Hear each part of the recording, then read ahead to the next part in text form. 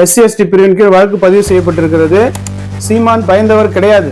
ஐயோ நெஞ்சு வலிக்குதேன்னு நெஞ்சு பிடிச்சிக்க மாட்டாரு. இன்னும் எத்தனை வழக்கு வேணாலும் போடுங்கள். அவர்களை சீமான் கொல்ல சொன்னதாக இது முழுக்க முழுக்க திமுகவோட சதி வேலையா தான் தெரிகிறது. இது இவர்களுக்கு ஒரு தலைவலியை உண்டு பண்ணியிருக்கிறது. திமுகவிடமிருந்து பத்திரமாக இருங்கள். உங்களை திமுக பலிகாடாக ஆக்கி அந்த பழியை நாம் தமிழர் கட்சி மீது போடுவதற்கான அவர்களுக்கு நீங்கள் பாதுகாப்பு உடனடியாக வழங்க வேண்டும். ஏனென்றால் திமுக சீமானை வீழ்த்த எது வேண்டுமானாலும் செய்யும். ஃபார்முலா 4 ரகசியம்.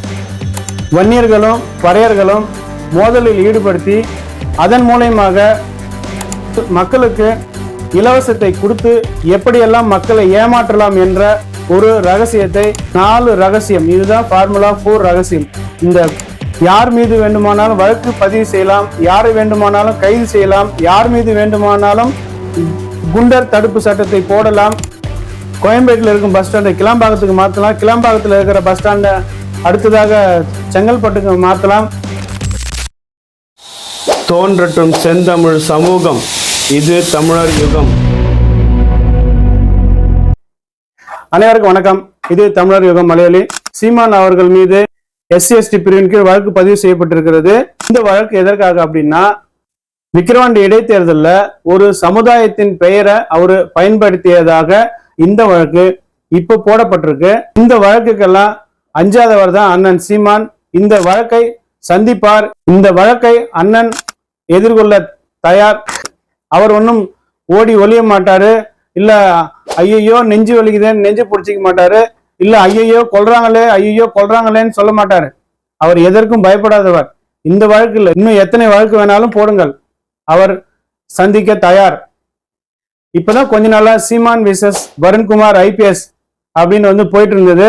வருண்குமார் IPS மூலமா எப்படியாவது சீமானை கைது பண்ணலாம்னு நினைச்சாங்க. அது முடியல அப்படின்ன உடனே அடுத்தபடியா என்ன செய்யலாம் அப்படின்னு நினைச்சு இப்போ விக்கிரவாண்டி இடைத்தேர்தலில் பேசின அந்த பேச்சுக்காக இப்ப SC/ST பிரிவின் கீழ் வழக்கு பதிவு செய்யப்பட்டிருக்கிறது. இது ஒரு பக்கம் இருக்க, நாகை திருவள்ளுவன் அவர்களை சீமான் கொல்ல சொன்னதாக ஒரு பொய் செய்தியை ஒரு பக்கம் பரப்பி கொண்டிருக்கிறார்கள். இது முழுக்க முழுக்க ஒரு பொய்யான செய்தி. அண்ணன் சீமான் அவர்கள் இந்த மாதிரி யாரையும் கொலை செய்யணும் அப்படிங்கிற நோக்கத்தோட என்னைக்குமே இருந்ததில்லை.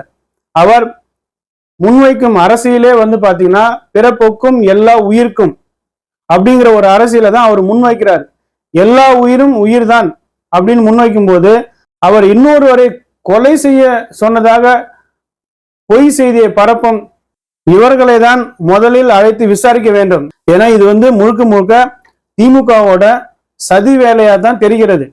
இன்று நாம் தமிழ் கட்சியோட வழக்கறிஞர்கள் புகார் கொடுத்திருக்கிறார்கள். அண்ணன் சீமான் அவர்கள் இந்த மாதிரி செய்ய மாட்டார். எங்களுக்கு சந்தேகம் திமுக மேலதான் இருக்கிறது.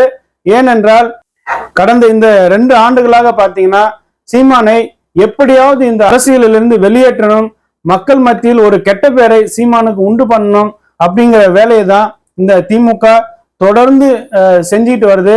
இது எதுவுமே முடியல. இப்ப நடந்து முடிந்த MP தேர்தலில் 8% மேல் வாங்கி அங்கீகாரம் பெற்றுவிட்டார். இது இவர்களுக்கு ஒரு தலைவலியை உண்டு பண்ணியிருக்கிறது.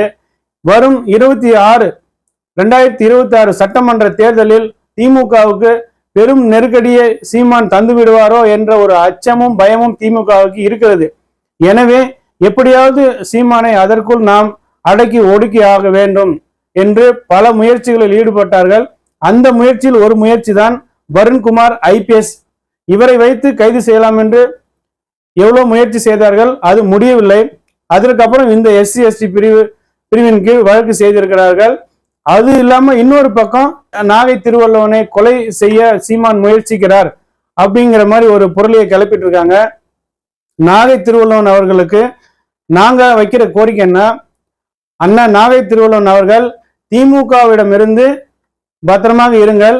உங்களை திமுக பலிகாடாக ஆக்கி அந்த பழியை நாம் தமிழர் கட்சி மீது போடுவதற்கான வேலையை திமுக செய்கிறதோ என்ற ஒரு எண்ணம் வருகிறது. எனவே நீங்கள் திமுகவிடமிருந்து பாதுகாப்பாக இருங்கள். அண்ணன் சீமான் அவர்கள் ஒருபோதும் இந்த இழி செயலை செய்ய மாட்டார். நீங்கள் பாதுகாப்பாக இருக்க வேண்டியது திமுகவிடம் இருந்துதான் என்பதை நான் இந்த காணொளி மூலமாக உங்களுக்கு கோரிக்கை வைக்கிறேன். எங்களுடைய நாம் தமிழ் கட்சியுடைய வழக்கறிஞரும் கொடுத்த புகாரில் நாகை திருவள்ளுவன் அவர்களுக்கு நீங்கள் பாதுகாப்பு உடனடியாக வழங்க வேண்டும். ஏனென்றால் திமுக சீமானை வீழ்த்த எது வேண்டுமானாலும் செய்யும். எனவே நாகை திருவள்ளுவன் அவர்களை திமுகவே கொலை செய்துவிட்டு அந்த பழியை சீமான் மீது போடலாம் என்று நினைக்கிறது. இது ஒருபோதும் நடக்காது. நாகை திருவள்ளுவன் அவர்கள் இதை புரிந்து திமுகவிடமிருந்து எச்சரிக்கையாக இருந்து கொள்ளுங்கள். அடுத்ததாக பாத்தீங்கன்னா ஃபார்முலா 4 ரகசியம் அது என்னன்னு பார்த்திருப்பீங்க. அந்த ஃபார்முலா 4 ரகசியம் என்ன அப்படின்னா, இன்னைக்கு சென்னையில நடக்கிற அந்த ஃபார்முலா ரேஸ் இல்லைங்க, அதை பத்தி நான் பேச போறது கிடையாது. அதுக்கும் இதுக்கும் எந்த சம்பந்தமும் இல்லை. இந்த ஃபார்முலா 4 ரகசியம் என்னன்னா, நம்பர் 1 கூட்டணி ரகசியம், திமுகவின் கூட்டணி ரகசியம். இந்த கூட்டணி ரகசியம் தான் நம்பர் 1.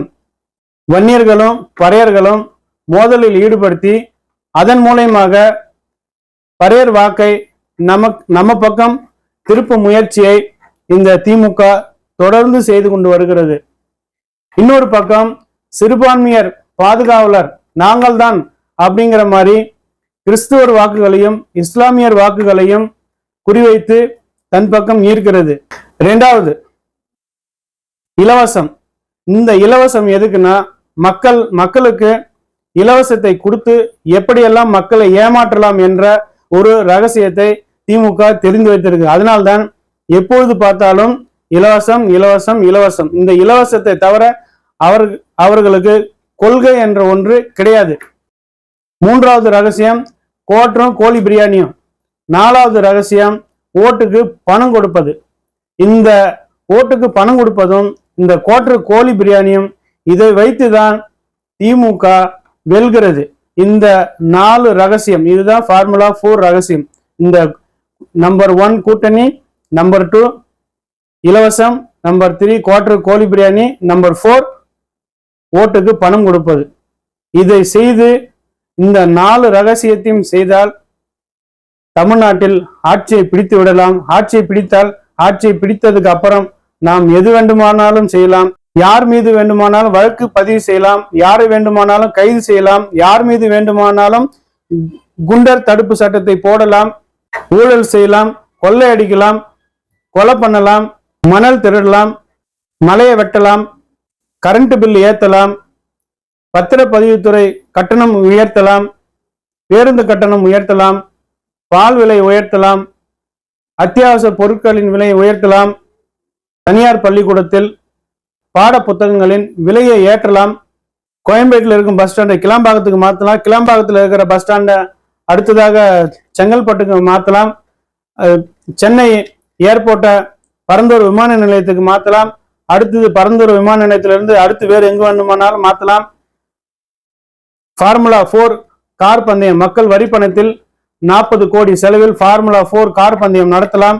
கலைஞருக்கு எங்கு வேண்டுமானாலும் சிலை வைக்கலாம், கலைஞருக்கு நினைவிடம் கட்டலாம், நூலகம் கட்டலாம், கலைஞருக்கு நாணயம் வெளியிடலாம்.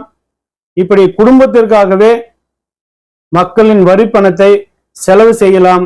இந்த 4 ரகசியம் தெரிஞ்சால், இந்த 4 ரகசியத்தை வைத்து தமிழ்நாட்டு மக்களை ஏமாற்றி இவர்களை அனைத்தும் செய்து கொண்டு வருகிறது இந்த திமுக அரசு. எனவே இனி வரும் காலங்களில் தமிழ்நாட்டு மக்கள் விழித்து கொண்டு இந்த நாட்டுக்கும் நாட்டு மக்களுக்குமான ஒரு சிறந்த அரசை தேர்ந்தெடுங்கள் என்று இந்த காணொளி வாயிலாக கேட்டுக்கொள்கிறேன். நன்றி.